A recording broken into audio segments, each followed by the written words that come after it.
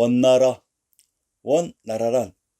원나라란 원지역을 기반으로 천하를 장악해서 설립된 왕조가 원나라입니다. 그런데 우리는 몽골을 원나라로 알고 배워왔습니다. 현재까지 우리들에게 대학 교수들을 포함해서 그 누군가 중국 역사 25사 왕조의 국명이 어떻게 만들어졌는지 정확히 설명한 것을 보신 적이 있으신가요? 단 한 번도 없습니다. 그런데 아리아넥스는 정확히 25사의 모든 왕조들 이름의 내력을 신정동국 여지스남의 증거와 함께 전부 설명했습니다. 이것이 진실된 역사인 것입니다. 원나라의 의미. 이제 원나라의 비밀을 풀어봅시다. 원나라의 비밀은 북위에 있습니다. 북위는 중국 위진시대의 선비족 탁발부에 의해 화북에 건국되어 남북조 시대까지 이어진 왕조이다. 국호가 위나라였기에 전국시대 위나라와 삼국시대 조조의 위나라와 구별하기 위해 북위라고 불리고 있다. 기타 후이 원씨가 지배하였다 하여 원위대위란 호칭을 사용하기도 한다. 대나라 정권이 와해되었지만 전진의 북연이 비수전투에서 패한 기회를 이용하여 탁발 12권의 손자 탁발규는 386년 대나라 왕을 칭하고 자립했다. 그 후 스스로 황제라 칭하고 국호를 위라하였고 국도를 평성, 대동에 정하였다. 위나라란 천하의 중심인 천주가 있었던 황도 지역을 다른 지역국과 비교해서 황제국인 위윗의 상국이라고 불렀습니다. 이곳에서 북위가 건국되었고 북위가 있었다고 하는 국도인 대동 평성이 바로 우리 역사 속의 서경인 평양입니다. 북위가 도읍한 평성인 평양에서 대위 원위의 호칭을 사용했다고 합니다.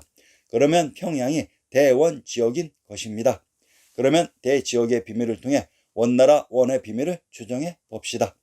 고려 왕건의 상계를 인용합니다. 왕건의 성계는 북방 선비족 사왕국에서 기원하였으니 사왕국은 기원전 108년경 안모제가 고조선을 정발하여 사군으로 하였을 때 낭랑지역으로서 오랜 세월이 지나고 나서 고구려 시대 북위에서는 타광시라 했고 사왕이 462년경에는 고구려와 북위에서 지냈다.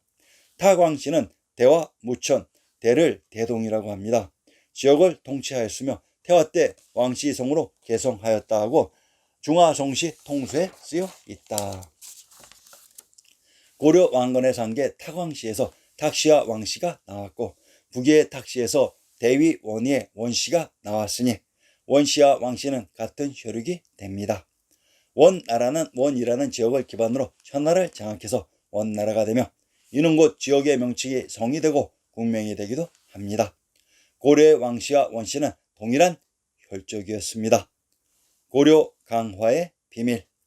원위 대위의 주인공 북위가 처음 국도로 정한 곳이 대동의 평성으로 이것이 우리 역사 속 평양이라는 것은 삼척동자도 알 것입니다. 그러면 고려가 몽골의 침입으로 전도한 강화의 비밀을 밝혀봅시다. 북위가 처음 국도로 정한 평양 대동이 대원 지역이라고 했습니다. 경기도 강화의 조천대를 인용합니다.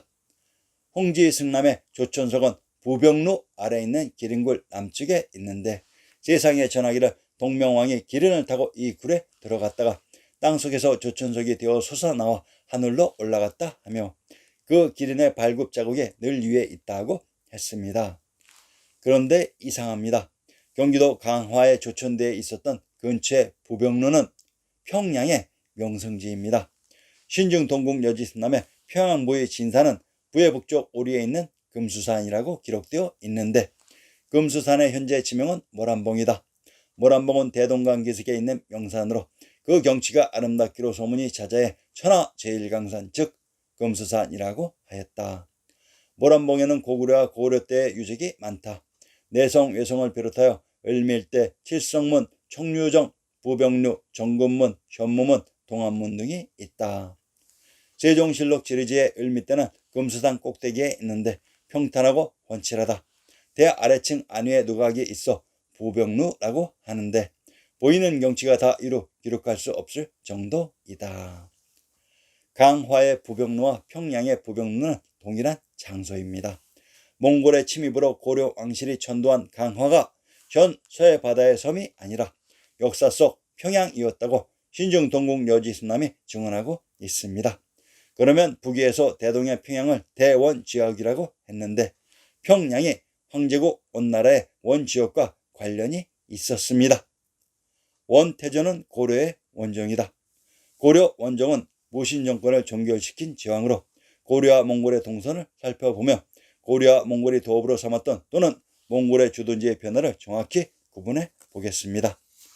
원종은 고려 제24대 국왕이다.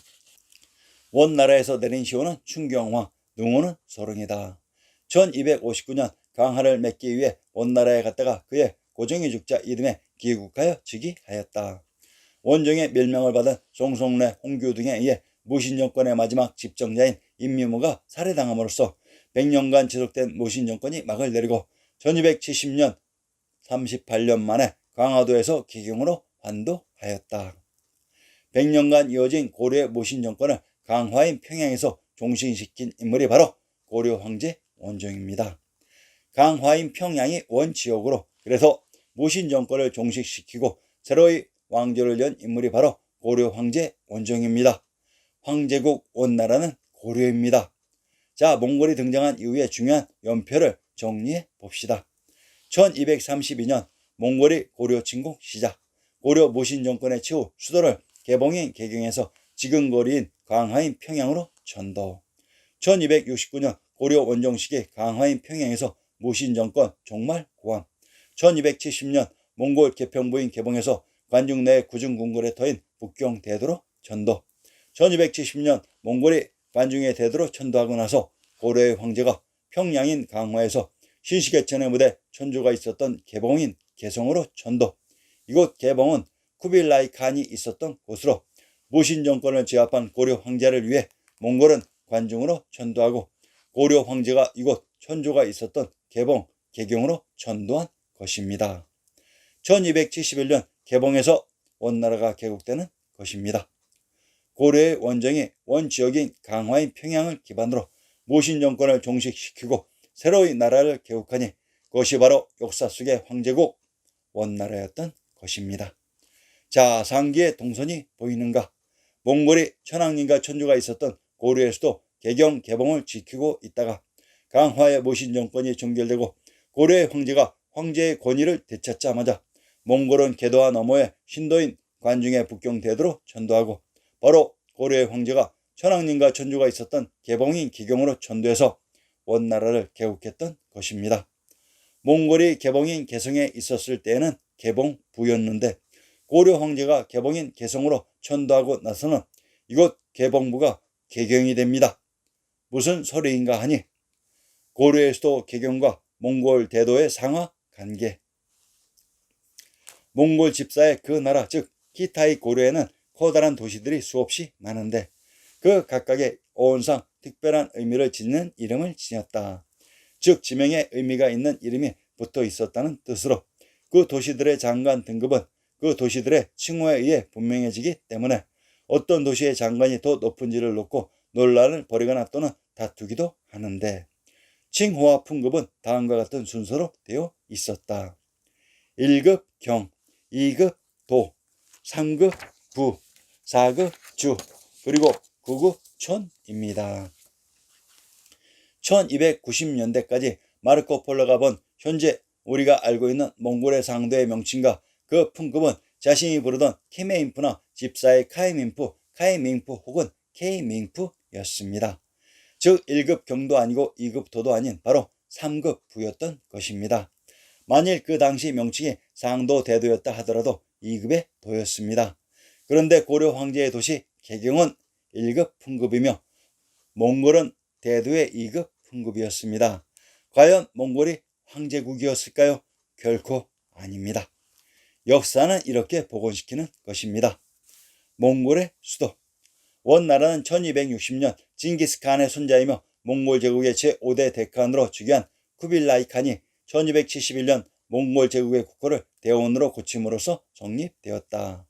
몽골의 수도는 카라코름으로 1260년 3월에 자신의 본거지였던 내몽골의 개평부에서 쿠릴타이를 열어 대칸의 지위에 앉았다.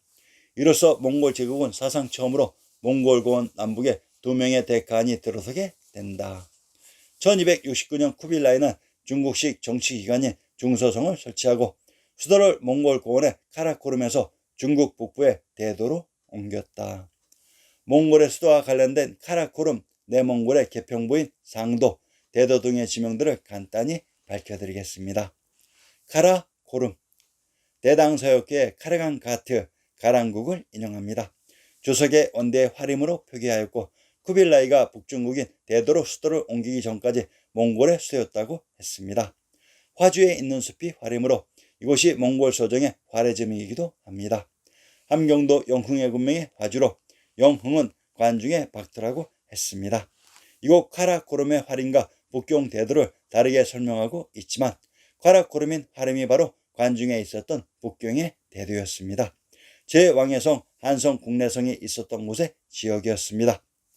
내몽골의 개평부, 하미를 카미 카이민프 개평부 개봉부라고 했습니다. 이곳 개평부 개봉부가 천하의 중심 천주가 있었던 고려에서도 개경이었습니다. 개평과 개주, 개경은 동일한 지명입니다. 상도, 경상도 상주의 군명을 상주, 상락, 상산, 사랑벌 귀덕군이라고 합니다.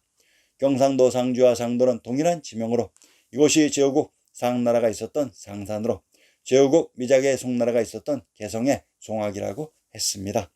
개성의 군명이 천주가 있었던 황도인 황제의 도시로 그래서 다른 제후국과 비교해서 위윗의 상국이라고 했던 것입니다.